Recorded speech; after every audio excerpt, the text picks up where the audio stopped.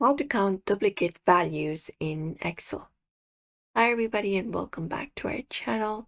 In today's video, we are going to provide you with a step-by-step tutorial that we can follow for that. So without any delay, let's just dive right into the video and get started.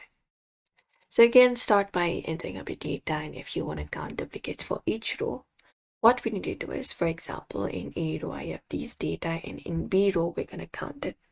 So what we need to do is basically type in A is equal to Countif, and type in A is this one right here, and type in A2 and close the bracket and hit enter, and it will give us the value.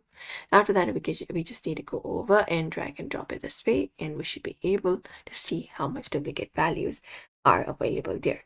Any value with 2 or more is equals to duplicate. Apart from that, we can count total duplicate entries as well. So for that, what we need to do is we need to type in is equal to sum product and just go over and type in double bracket and type in Countif. After that, you just need to go over and type in this formula. You can just go and copy this formula right here that I'm currently writing and just go over and close it up. Type in this formula right here, close it up and multiply it with 1. And again, go ahead and close it up. When you do, it will give us the value.